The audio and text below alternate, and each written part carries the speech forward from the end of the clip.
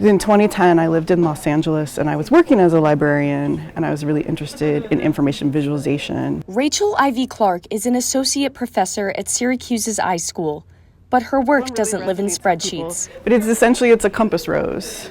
And so it lives in quilts. One of the things I love about quilts is the community aspect.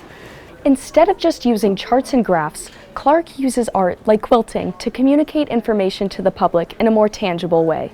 It's a way for someone to communicate and express themselves. Clark's art is displayed at Pettit Library, where others can see how she uses quilts to convey information. They could be, touching on like an important subject to them, or just trying to communicate some kind of information. Clark designed the quilted information exhibit at this library.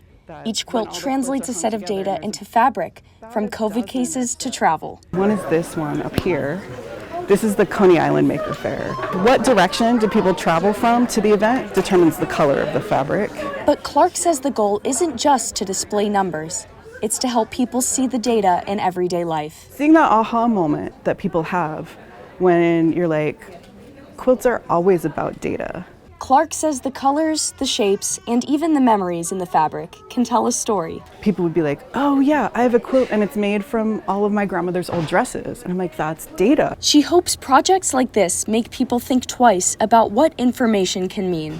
This is data, and that just looks like a pretty pattern. It's not information until you understand what it is.